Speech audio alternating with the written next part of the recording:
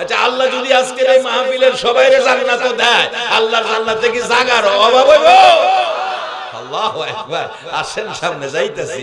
একটা জান্নাত কত বড়, সারা পৃথিবীর মানুষ মিল্লা একটা জান্নাত বানাইতে পারবো? বানাইবো। সাদ্দাত বানাইছি, আল্লাহকে বানাইছিস তোরে যাওয়া দেখবা লাগো দিতে। তুই এত বড় মাতবুরি কই ফেলে ফেরাউন খোদা দাবি করছিস, হ্যাঁ রে নীল নদের নিচে ফালায়া সুবায়া মারছে। নমরুদ খোদা দাবি করছিস, হ্যাঁ রে জুতার বাইরে খাওয়ায়া দুনিয়াতে বিদায় করছিস। বলুন এই মালিকটা কে? আর আমরা যারা আখিরি নবীর উম্মত, আমরা যেদিন দুনিয়ার থেকে বিদায় হব, নবীর প্রেম, নবীর আদর্শ, কোরআনের দেখানো রাস্তায়, এদিন জান্নাতি ফেরেশতারা আপনার ফুলের মালা, জান্নাতি তাজা ফুলের মালা লইয়া আপনার সামনে দাঁড়িয়ে থাকবে, চক্ষুটা বন্ধ করবে আর ফুলের মালা তোদের গলায় পরাইয়া দেবে। কবর শুয়ে থাকবেন জান্নাতি বিছানায়, তিন বেলা জান্নাতি খাবার। কোরআন বলছে বাল আহিয়াউন ইনদা রাব্বিহিম ইরযাকুন, তিন বেলা রিজিকের ব্যবস্থা আছে কবরে। বাজান আজকে দুনিয়াতে একটা ডাইল ভাত খাইবার লাগে কত কষ্ট করি। একটা লোক দোকানদার সকাল 8টায় দোকান খুলে রাত্র 10টায় দোকান বন্ধ করে, জিগাই দেখে হুজুর এই কষ্ট ছেলে মেলে আছে একটা ডাইল ভাত খাইবার লাগে। এত কষ্ট যদি দুনিয়ার চাইটা ডাইল ভাতের লেগে করেন, কবরে গিয়া শান্তিতে থাকবার লাগে একটু কষ্ট দরকার আছে না? আসেন আমি মূল আলোচনা কম সময়ের মধ্যে গুছাইতেছি। এরপরে দোয়া, আজকের মূল অর্থ হবে দোয়া। এনে মাহফিলে এই হ্যান্ডবিলে লিখছে ওয়াজ ও দোয়া। দোয়া ওই যে কবরবাসীদের জন্য দোয়া। কবরবাসীদের একবারই ভাত ফালাইবেন এই সুযোগ নাই, কবরবাসীদের জন্য দোয়া। বলতেছিলাম বুড়া বাবা, বাবার লগে লাগায় দিয়া ওই সোনার চাক্কা হান জায়গা ফেসবুকে দেখেন, ফেসবুকের মধ্যে ফুল্লি দেওয়া হয়েছে এই 1.5 মাস আগে। পোলা বাবারে দম খাইতেছে, মিষ্টি কিনলে কে চুরি করে খাইছো? বাবা কই বাবা রে আমি তো চুরি করে খাইছি না, আমি ফ্রিজতে একটা মিষ্টি, আমি কি তোরে মিষ্টি জীবনে খাওয়াইছি না? এটা কি চুরি করে খাইছো? বাপের এনতে খাইছো তা আমি বাপ, তোর মিষ্টি কিনা ফ্রিজে আমি কি খাওয়ার? আচ্ছা ছেলে মিষ্টি আনলে কি বাপে খাওয়ার অধিকার আছে না? এই যে ধর্মেরই হোক বাপ তো বাপ হই, হিন্দু হোক আর বুদ্ধ হোক আর খ্রিস্টান হোক, বাপ বাপ হই, মা মা হই। মারে অস্বীকার করা যাবে না, বাবারেও অস্বীকার করা যাবে না। ইসলাম সেই শিক্ষা দেয় না। আচ্ছা বাবাই কয় আমি খাইছি, চুরি করে খাইতে পারি তো একটা মিষ্টি দুইজনে বাইতে খাইছি, তোর মা অর্ধেক আমি অর্ধেক, খাইলা গেলে কিনা খাইতে পারো না? আমি কি বাজারও যাই, আমি কিনা খামু কেমনে? এইভাবে কথা কাটাকাটি করতে করতে হাইরে অসহায় বুড়া বাবা, দাঁত নাই, গাল দুইটা গর্ত, গোশত নাই, এই বুড়া বাবার গালের মধ্যে যুবক সন্তান ঠাস ঠাস করে থাপ্পড় মারছে। একবার না কয়েকবার থাপ্পড় দিছে। যারা দেখছে চোখের পানি কেউ রাখতে পারবে না। এলাকার লোকেরা বাড়ি গেরাও করছে। অবশেষে সিভিল পুলিশ থানা থেকে আইসা এই যুবকটাকে ধরে নিয়ে গেছে, কঠিন বিচার করবে। এই যুবক বলতেছে আমি বাবার কাছে মাপ চাইছি, এই মাপে মাপ হবে না, থানায় চলাই। থানায় নিয়া লইছে কেসা। এই খবর বাবাই শুনিনা বাবার কলিজা মানে না। বাবা আবার হাঁটতে পারে না, তারপরেও কষ্ট কইরা থানাতে গিয়া পুলিশের কাছে অনুরোধ কইরা ছেলেরে ছুড়াইয়া আনছে। বাবার কাছে বইয়া ডাকতেছে, রে পৃথিবীর মানুষেরা, আমার মতো অপরাধ তোমরা কেউ করো না। মা বাবার উপরে কেউ হাত তুলো না, মা বাবার উপরে কেউ হাত তুইল না। আমি যে অপরাধ করেছি আর এই অপরাধ আমি করব না, তোমরাও আমার মতো অপরাধ করো না। আবার এই ফেসবুকে এই কথাগুলো ছাড়ছে। বাবারা ভাইয়েরা, মা বাবার সাথে এই ব্যবহার যদি কেউ করো, মনে রাখো তোমার জান্নাত নসিব হবে না। আরে বাবারা, ভাই বোনেরা বলল লাশ পাঠাও। এবার বলছে যুবক, মার কাছে টেলিফোন করছি, ৮০,০০০ টাকা আছে, লাশ তো তারা চাই, বলুন লাশ কার কাছে পাঠাবো? মা কান্দে আর ডাকে, বাবা গো ভিক্ষা চাই, আমার বাবার লাশ আমার কাছে পাঠাও। 10 মাস 10 দিন পেটে লইয়া কষ্ট করেছি, প্রসব ব্যথায় 3 দিন গলা কাটা মুরগির মতো লাফাইছি। সন্তান ভূমিষ্ঠ হয়েছে, 3 ঘন্টা জ্ঞান হারা হয়ে পড়ে আছি। ওয়া ওয়া করে কাঁদছে, জ্ঞান ফিরছে। এরে বাবা, 2টা হাত বাড়াইয়া বলছি, কে কান্দে রে? দে আমার সন্তান আমার কোলে দে। মহিলারা বলছে গোসল করাইতেছে, গোসল করাইয়া দেওয়া হবে না, গোসল লাগবে না। 10টা মাস 10টা দিন কষ্ট করছি, প্রসব ব্যথার যন্ত্রণা সহ্য করছি। দে দে আমার বাবারে আমার কোলে দে। রক্ত মাখা 2 গালে 2টা চুমো দিলে আমি মায়ের সব ব্যথা দূর হয়ে যাবে। আজকে আমি টাকা চাই না, আমার বাবার মরা লাশটা আমার বুকে দাও। বাবারে বুকে লইয়া 2 গালে 2টা চুমো দিব, আমি মার বুকের আগুন নিভবে। বাবা আমার টাকার দরকার নাই, আমার ছেলের লাশটা আমারে দাও। টাকা এদেরকে দিয়ে দাও। টাকা চাইলো না, ছেলের লাশ চাইলো। বলুন এই দরদিটা কে? বাবারা, এই মা যদি ঘরে থাকে, মা বাবার খেদমতে যাও। শিক্ষা দিয়েছেন আল্লাহ কোরআনে, ওয়া কাদা রাব্বুকা আল্লা তা'বুদু ইল্লা ইয়্যা ওয়া বিল ওয়ালিদাইনি ইহসানা। ইবাদত করো আল্লাহর, খেদমত করো মা বাবার, যদি মা বাবা দুনিয়ায় থাকে। এক বেচারা স্বপ্নে দেখে জান্নাতের চৌকাঠে সুমাইতেছে। সকালে ইমাম সাহেবের কাছে ফজরের নামাজ পড়ে বইছে, হুজুর আমার ভাগ্যটা কত ভালো, আজকে স্বপ্নে বেহেশতের চৌকাঠে সুমাইছি। ইমাম সাহেব আল্লাহর ওলি ছিলেন, আল্লাহওয়ালা ছিলেন। উনি বললেন, তোমার কি মা বাবা আছে? জি আছে। তো তাড়াতাড়ি বাড়ি যাও, মা বাবার পায়ে গিয়া সুমা দাও। হুজুর কোন কি? কই বেহেশতের চৌকাঠ আর মা বাবার পাও। আল্লাহর ওলি বললেন, বাবারে বেহেশতের চৌকাঠের চাইতে তোমার মা বাবার পায়ের দাম অনেক বেশি। আজকে সেই মাকে বাবাকে মানুষ কষ্ট দেয়। একবার যদি বাবা কিছু কয়, ছেলে ধমক মারে, ফেরফেরি করে গিয়া। মা যদি একবারের জায়গা 2বার একটা কথা কয়, মারে 3টা ধমক মারে, ফেরফেরি করো কেন? আল্লাহ কোরআনে বলছে, মা বাবার সাথে কথা বলতে আদবের সহিত কথা বইলো, নরম সুরে কথা বইলো। মা বাবারে ধমক দিয়া কথা বইলো না। মা বাবার কথার সুরের উপর তোমার কথার সুরটা বড় কইরো না, আদবের সহিত। আর যদি মা বাবা দুনিয়ায় থাকে, খেদমত কইরো। মা বাবা যদি দুনিয়ায় না থাকে, তাহলে এই কবরবাসীদের জন্য দোয়া। আরে কবর আমাদের জন্য রেডি হয়ে গেছে। ওই যে গান গাইছে, যা কবরস্থানের একটু মাটি বাইনা করে রা। প্রত্যেকের কবরের বাইনা হয়ে গেছে, শুধু যাওয়ার খবর আসবে। সাদা কাফন পরে বড়ি পাতার গরম পানির গোসল। হাইরে, বড়ি পাতার গরম পানির গোসল দেওয়ার কারণ বলতেছিলাম, ব্যথা বেদনায় গরম পানি ডাললে ভালো লাগে। মুর্দারের গোসল চলছে, গরম পানি দিয়ে গোসল। মুর্দার কথা বলতেছে, কে গো আমাকে গোসল দাও, গরম পানি বাড়াইয়া দাও, আমি এই কষ্ট সহ্য করতে পারি না, আস্তে আস্তে চাপ দাও। আমার রূহ বের করতে গিয়ে আজরাইল এমন কঠিন আক্রমণ করেছে, আমার হাড়টির সাথে গোশত রাখে নাই, আমারে গরম পানি বাড়াইয়া বাড়াইয়া দাও। এই আক্রমণ আজরাইল প্রত্যেককে করবে, কেউ এই আক্রমণ থেকে রেহাই পাবে না। একজন ব্যক্তি রেহাই পাবে, যারা আখিরি নবীর উম্মত হয়েছে। বলুন আমরা কোন নবীর উম্মত? সবাই বলুন আমরা কোন নবীর উম্মত? এবার নবী যেই কথা বলছে, এই কথা মানতে আমরা রাজি আছি কিনা? আসুন আমি শেষ দিকে চলে গেলাম। নবী যেই কথা বলছে আমরা এই কথা মানব। কিভাবে মানব? আমার নবী বলছে, কাফা বিল মাউতি ওয়াইজান, একটাও যথেষ্ট মৃত্যুর কথা স্মরণ রাখা। একটাও যথেষ্ট মৃত্যুর কথা স্মরণ রাখা। বাবারা, আমরা যে মরতে হবে, এই কথাটা কি সত্য? সবাই কি মানছেন? মরবেন না এমন কেউ আছেন এখানে? না, বললেও লাভ হইতো।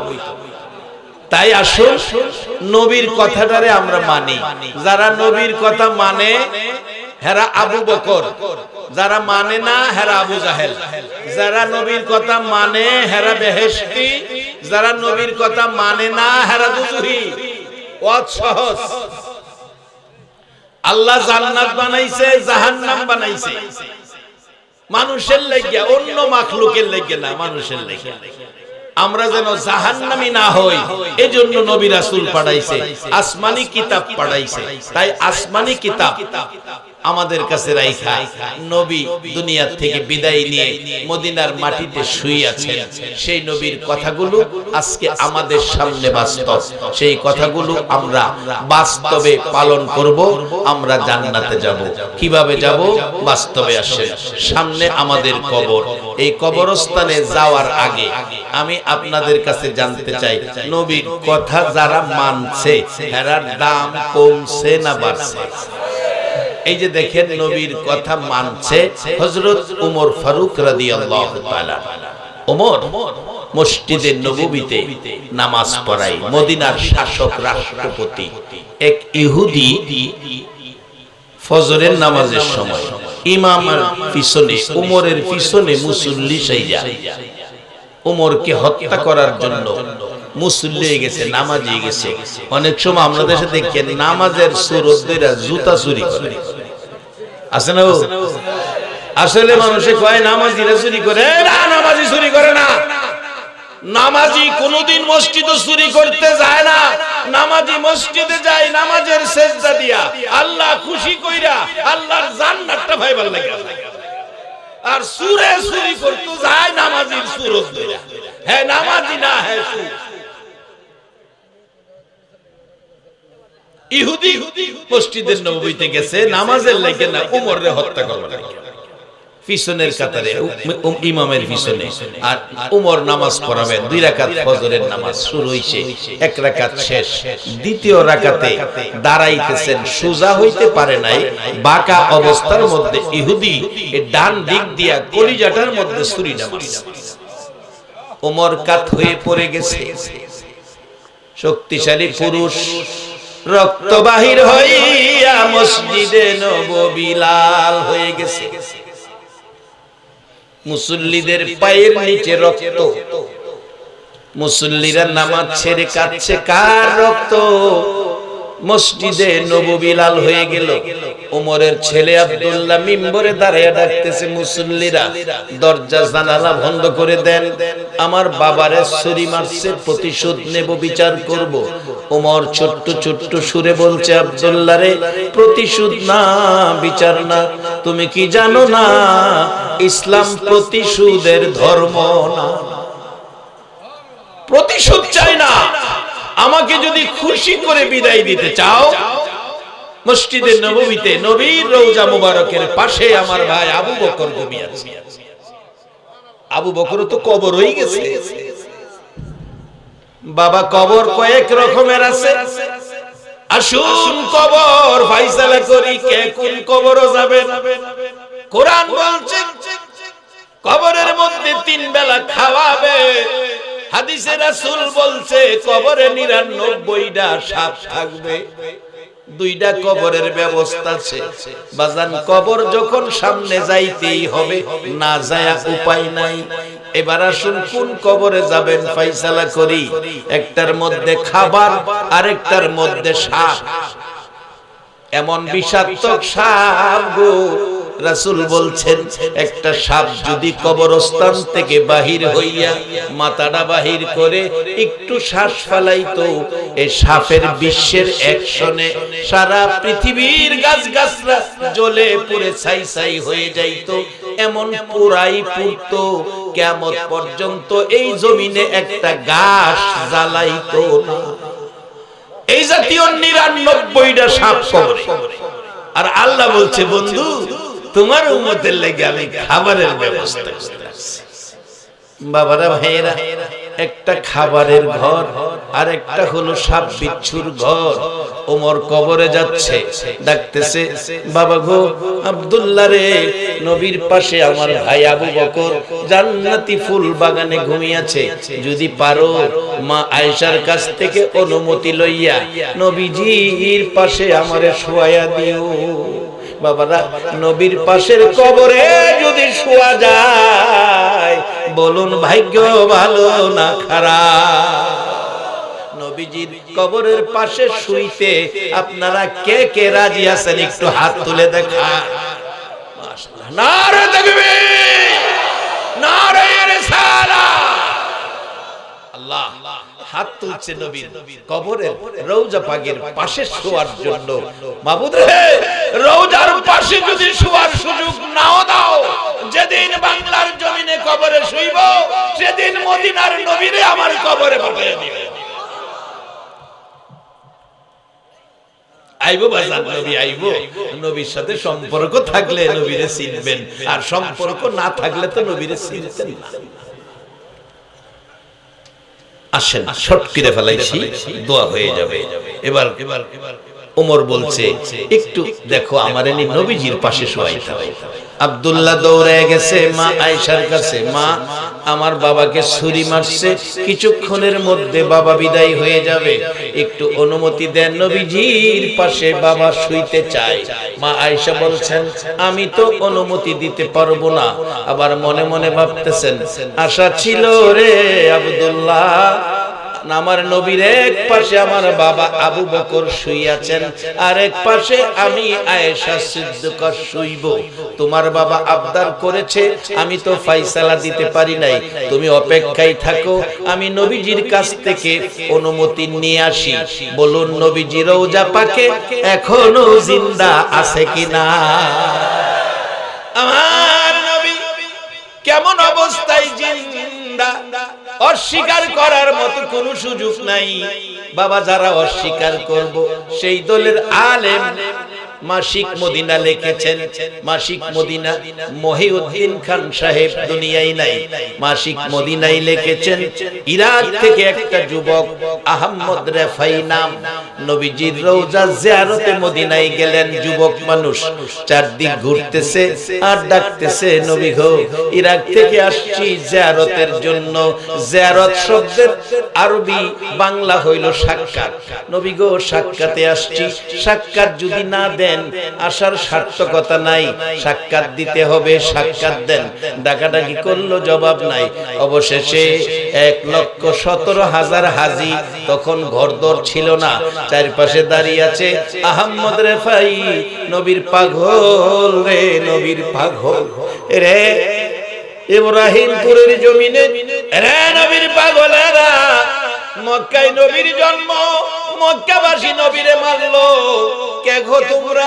আজকে 1500 বছর পর 6500 কিলোমিটার দূর নবীর ভালোবাসায় বসে আছো। মক্কাবাসী নবীরে মক্কায় থাকতে দিল না। আজকে একটা ভালোবাসার অন্তরের কথা আপনাদের কাছ থেকে শুনতে চাই। নবী মক্কায় জন্ম, মক্কায় থাকতে দিল না, মক্কা থেকে হিজরত করে মদিনায় গেল। মদিনাবাসী নবীরে পাইয়া গ্রহণ করে নিল। নবী যদি মদিনায় না যাইয়া বাংলাদেশের ইব্রাহিমপুরের জমিনে নবী আসতো, বলুন এই নবীরে গ্রহণ করে আপনারা নিতে রাজি আছেন কিনা? কে কে রাজি? আবার আল্লাহর হাত তুলে দেখা। আল্লাহু আকবার। ইয়া রাসূল, ইয়া রাসূল। হযরত মাওলানা হাফেজ আব্দুল রশিদ নৈরাবী সাহেব, নারে তাকবীর। বাজান আপনারা যে হাত তুলছেন নবীরে ভাইলে ভালোবাসা দিলেন, আল্লাহ দেখছেন বাজান। এটাই নাজাতের জন্য হাসরে উসিলা হয়ে গেছে। আল্লাহ খালি সুযোগ খুঁজবো হাসরে, আখিরি নবীর উম্মতের কোন পয়েন্টে মাফ করব। আর যেই কোটে বিচারপতি আল্লাহ উকালতি করবেন নবী মুহাম্মদুর রাসূলুল্লাহ, আর কেউ কথা বলার ক্ষমতা পাইতো না।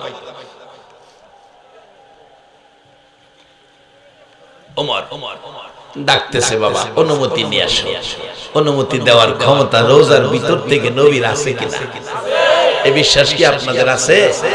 যারা বিশ্বাস করতো না, হেরার কিতাবের লেখা মাসিক মদিনায় লিখছে আহমদ রেফাইর জীবনী। যুবক ছেলে ঘুরতেছে না, ডাকতেছে নবী গো সাক্ষাৎ। সাক্ষাৎ পায় না, অবশেষে কয় নবীজি হুসাইন যে বড় আদর করত, এবার হুসাইন হয়ে ডাকতেছে, না না না না আমি হুসাইন। হুসাইন রে বুইলা গেছো? ও ও না না, আমি সাক্ষাৎ আইছি। না না গো, আমি হুসাইন। হুসাইনের অভিনয় কইরা আহমদ রেফাই হুসাইনের অভিনয় কইরা নানা ডাকতেছে। এই ডাকটাও নবী সহ্য করতে পারলো না। হুসাইনের মহব্বত আর যেন নবী মানতে পারে নাই। মাসিক মদিনায় লেখে 1,17,000 হাজির সামনে হুসাইনের অভিনয় করে আহমদ রেফাই ডাকছে, নানা কইয়া সাক্ষাৎ করত। আমার নবী রওজা পাকের মাঝখান দিয়ে এই পর্যন্ত হাত মোবারক নবী বাহির করে দিয়েছে। আমি বলবো আজকে যারা সেই নবীর ভালোবাসার জন্য হাত বাড়িয়েছে, আমার নবীর স্বপ্নের একটা রাত্রে দিদার যেন দেখায় দেয়। সেই নবী রওজার পাশে ডাকতেছে মা আয়েশা সিদ্দিকা, ইয়া রাসূলুল্লাহ, ইচ্ছা ছিল আপনার পাশে আমি শুইব। ওমর আসতে চাইতেছে, নবী গো আমি আসবো না ওমর আসবে? আমার নবী রওজা মোবারকের ভিতর থেকে ডাকে, আয়েশা মনে দুঃখ নিও না, তুমি তো আমার আছো, থাকবি রে আয়েশা, কিন্তু আমার রওজার পাশে তুমি নয়, আমার উমর আমার পাশে থাকবে। উমরকে ডাইকা পাশে নিলেন, আবু বকরকে ডাইকা পাশে নিলেন। দেখি কি কাজ করে নবীর পাশে গেল। এবার দৌড়ায় আসছে, বাবা আমার নবী আপনাকে পাশে আসার অনুমতি দিয়েছে, পাশে আসার অনুমতি দিয়েছে। কার পাশে নবী থাকবে, কারে নবী পাশে রাখবে? বাজান শেষ দিকে গেলাম, কার পাশে নবী থাকবে, কাকে নবী ডাইকা পাশে রাখবে? ডাকতেছে, বাবা আপনাকে অনুমতি দিয়েছে পাশে থাকার জন্য। চোখ খুলে হাসি, লা ইলাহা ইল্লাল্লাহ, লা ইলাহা